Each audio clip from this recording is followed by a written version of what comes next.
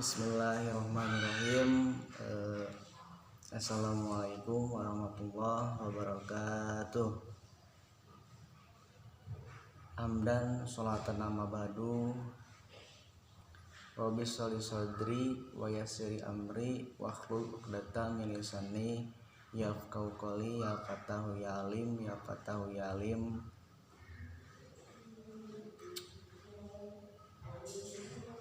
Salam sejahtera untuk kita semua.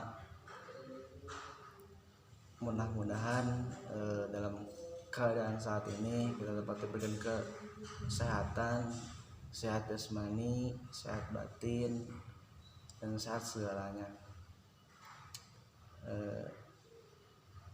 Yang saya hormati Bapak Pembimbing dari mata kuliah PPKN, dan juga yang saya banggakan rekan-rekan seperjuangan mahasiswa-mahasiswi dari pengembangan masyarakat Islam 2B atau Kosmos ya, anak-anak Kosmos pada saat mudah-mudahan dan dapat diberkati atau dilindungi Allah Subhanahu wa taala dalam situasi yang saat ini terjadi di negara kita. Mungkin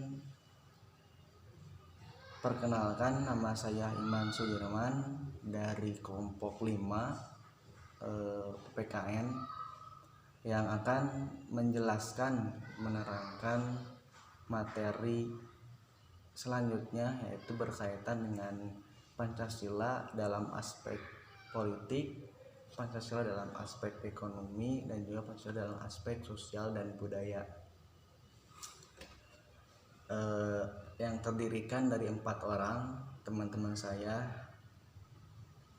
Yang pertama Anastasia Iklim Mawasadi, terus Intan Nuryandini, Muhammad Fawaz, dan juga saya sendiri yaitu Iman Sudirman.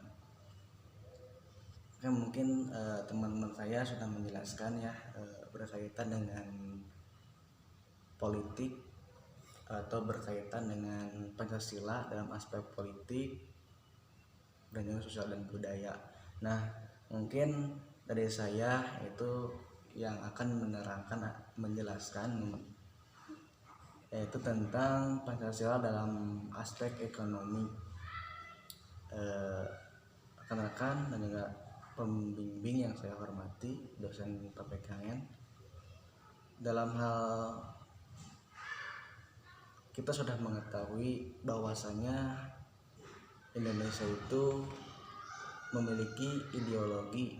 Ideologi itu sendiri berarti sebuah dasar atau sebuah cita-cita suatu negara atau landasan suatu negara, yang dimana negara Indonesia yaitu memiliki sebuah ideologi yang dinamakan Pancasila. Nah, dalam Pancasila tersebut mungkin mengandung banyak makna ya, makna bagi negara kita, negara Indonesia, dimana dalam hal tersebut berarti Pancasila harus memang menjadi acuan semangat hidup kita, menjadi acuan dalam segala segi kehidupan masyarakat atau negara Indonesia. Nah, pun begitu Pancasila memang benar-benar harus dikaitkan dalam segala aspek dalam tatanan kenegaraan. Mungkin tadi sudah dijelaskan, mungkin itu dalam aspek politik seperti apa, terus sosial dan budaya. Nah, pun sama, dan ekonomi itu yang akan saya jelaskan, dimana negara Indonesia mungkin menganut berbagai sistem. Dari mulai terbentuknya negara Indonesia sampai sekarang mungkin ada beberapa sistem perekonomian yang dianut ya oleh negara kita. Nah, kita dengan Pancasila berarti di Indonesia itu menganut sistem ekonomi Pancasila, yang dimana berarti sistem ekonomi yang berasaskan nilai-nilai dan moral Pancasila. Sistem ekonomi ini menjadi identitas perekonomian Indonesia. berarti berlandaskan atau bernilaikan Pancasila dalam segi kehidupan ekonominya atau menjalankan roda perekonomian di negara kita, yaitu berlandaskan nilai-nilai dari Pancasila tersebut. Nah, sebutan lain dari sistem ekonomi Pancasila itu sendiri, yang pertama sistem demokrasi ekonomi. Nah, disinilah istilah demokrasi ekonomi dan ekonomi Pancasila akan digunakan bergantian. Keduanya dimaknai dalam arti yang mirip satu sama lain. Dalam ekonomi Pancasila terkadang under demokrasi, maka bisa disebut juga sebagai demokrasi ekonomi. Nah, selanjutnya mungkin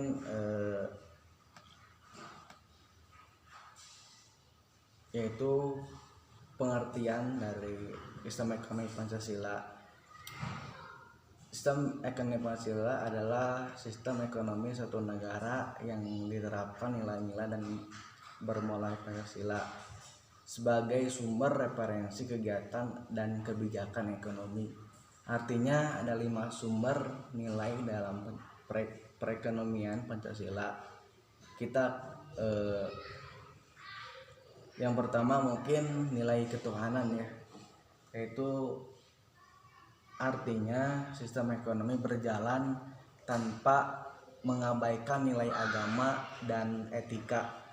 Di sini berarti sudah jelas ya, di mana perekonomian di Indonesia itu harus tidak boleh mementingkan diri sendiri atau bahasanya membuat dirinya rugi dan juga orang lain rugi gitu. Kenapa dirinya rugi? Ia terlalu mementingkan diri sendiri sehingga ia serakah, lalu ia berbagai cara pun ia lakukan untuk mendapatkan menguasai apa yang ia inginkan. Nah, terus mengapa rugi untuk diri orang lain? Ya karena sifat serakahnya itu bisa membuat orang lain rugi akibat perbuatan dirinya. Jadi intinya dalam hal ini ekonomi harus berkaitan dengan agama, dari segi halal atau haramnya itu harus diperhatikan mungkin. Terus yang kedua yaitu nilai kemanusiaan. Artinya sistem ekonomi mengedepankan prinsip harmonis dan tidak eksploitatif. Nilai kemanusiaan ya, manusia itu harus harmonis dan juga harus eksploitatif.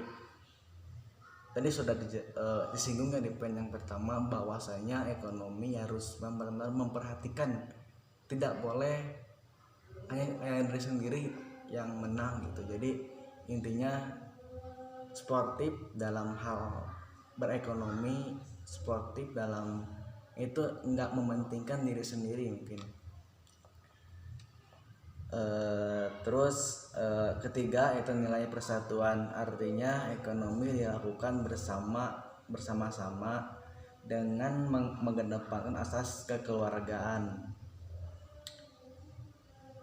Indonesia sendiri mungkin pernah ya dalam hal ini, dalam sistem Pancasila ini nanti akan dibahas ke depannya, yaitu tentang koperasi. Nah, di mana yang saya ketahui tentang koperasi itu yaitu mengedepankan asas kekeluargaan, di mana maksudnya kita sama-sama bergerak, sama-sama saling membantu gotong royong untuk mewujudkan dari perekonomian itu sendiri atau memajukan dari perekonomian itu sendiri.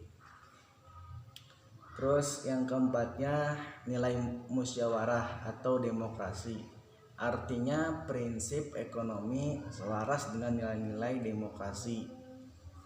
Terus yang kelima nilai keadilan. Artinya pengelolaan sumber daya ekonomi digunakan seadil-adilnya untuk kemakmuran rakyat.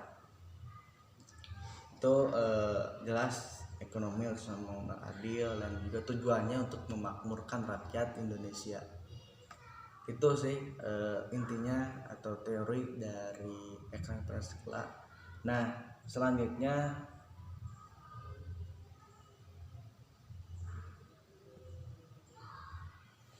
Itu landasan pokok perekonomian Indonesia adalah pasal 3 ayat 1, 2 dan 2, 3 dan 4 Undang-Undang Dasar 1945 hasil amandemen dengan bunyi sebagai berikut. Yang pertama, ayat 1, perekonomian disusun sebagai usaha bersama berdasarkan asas kekeluargaan.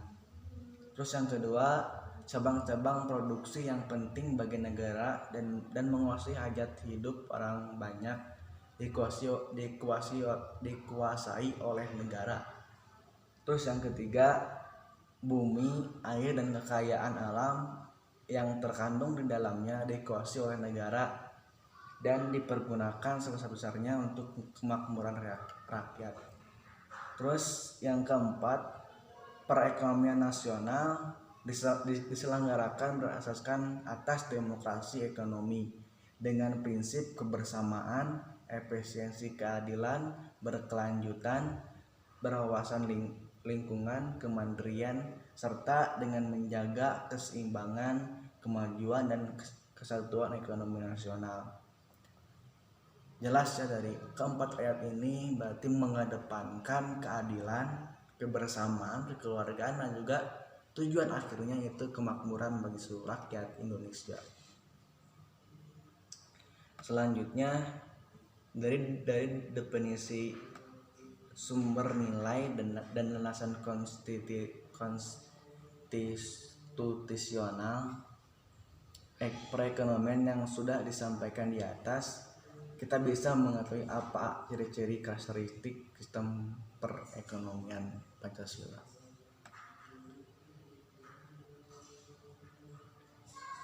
Selanjutnya yaitu ciri-ciri atau karakteristik sistem ekonomi Pancasila. Yang pertama, etika dan nilai agama terlibat dalam keputusan perekonomian. Terus yang kedua, kebijakan ekonomi mengedepankan nilai kemanusiaan. Perekonomian disusun sebagai usaha bersama berasas kekeluargaan. 3, pengelolaan ekonomi dilakukan dengan memufakatkan lembaga perwakilan rakyat.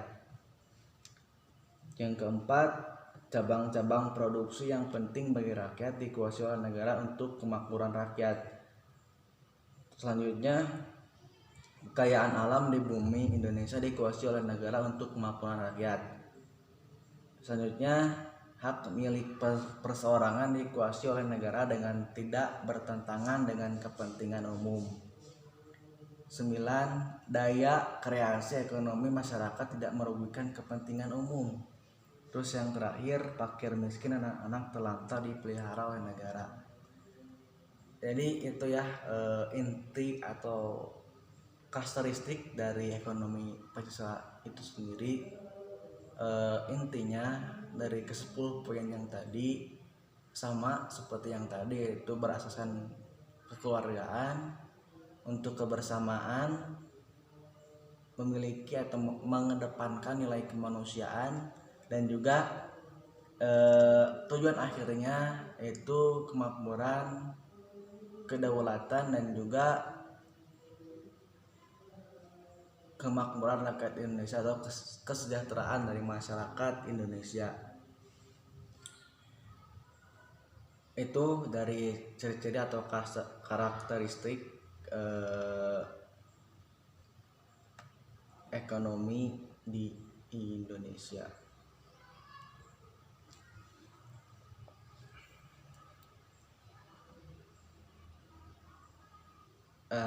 Mungkin selanjutnya yaitu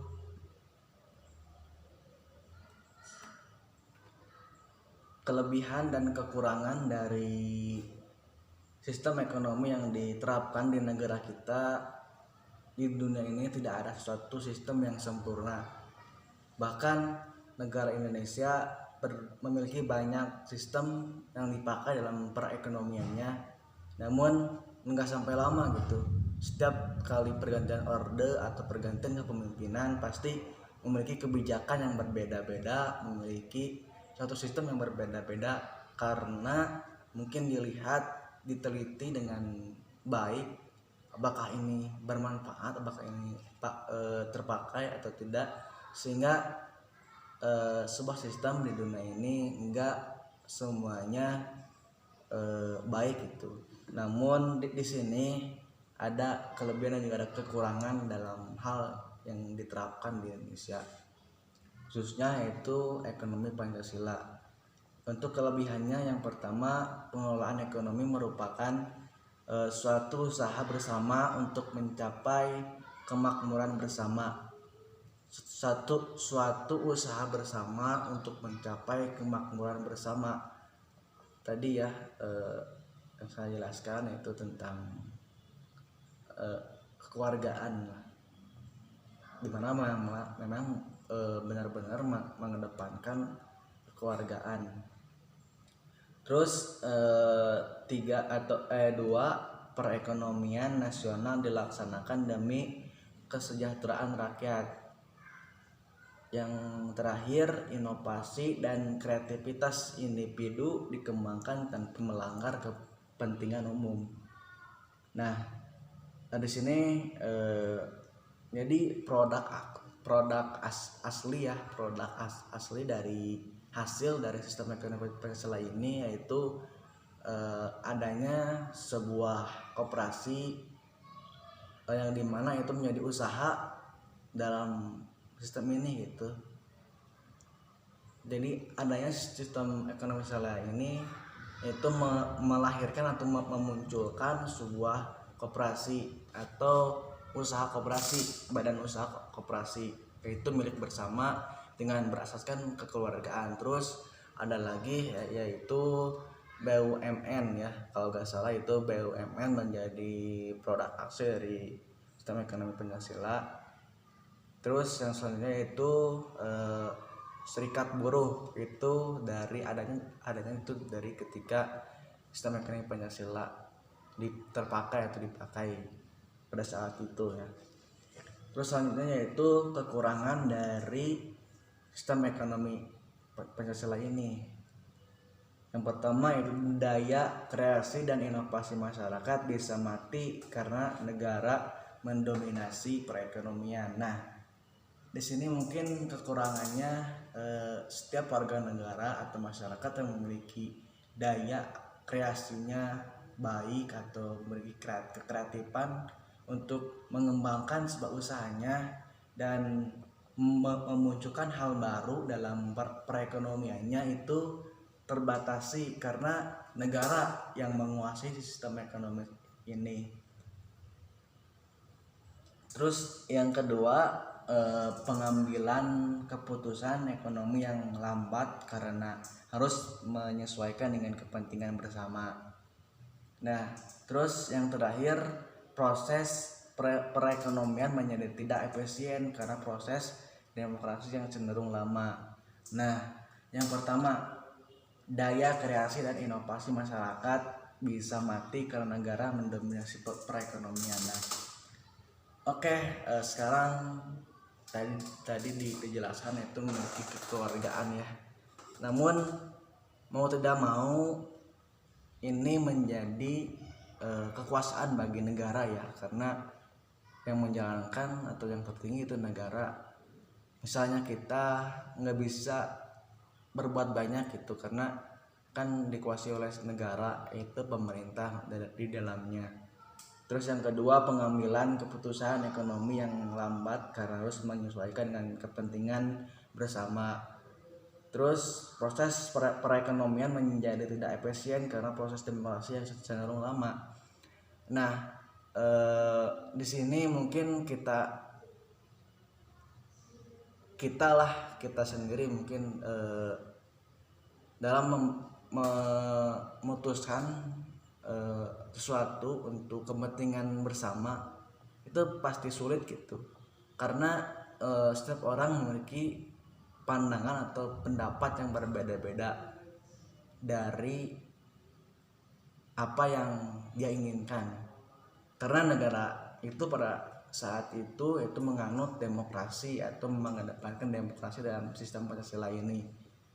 berarti dalam mengambil sebuah keputusan pun lama, harus menunggu keputusan dari yang lainnya, karena itulah demokrasi gitu. Terus mungkin sekian yang bisa saya dapat sampaikan untuk materi kelima ini, yaitu ekonomi dalam aspek politik, Pancasila dalam aspek politik, Pancasila dalam aspek ekonomi, dan juga Pancasila dalam aspek sosial dan budaya. Kesimpulannya dalam hal ini dalam Pancasila dalam aspek ekonomi, yaitu sistem ekonomi Pancasila sebenarnya adalah sistem ekonomi liberal yang disesuaikan dengan nilai-nilai Pancasila. Walaupun bertujuan untuk mencapai kemakmuran bersama, sistem ini masih tidak lepas dari kekurangannya. Pasalnya, perencanaan sistem perekonomian ini terpusat sehingga daya kreativitas masyarakat masing-masing terkekang oleh berbagai hal. Mungkin sekian yang bisa saya dapat sampaikan. Kurang lebihnya mohon maaf bila banyak kesalahannya, dan apabila ada kata-kata yang kurang berkenan atau kata-kata yang memang kurang baik dari saya, mohon maaf, karena saya manusia biasa, dan juga hanyalah Allah yang memiliki kebenaran. Cukup sekian dan terima kasih. Wassalamualaikum warahmatullahi wabarakatuh.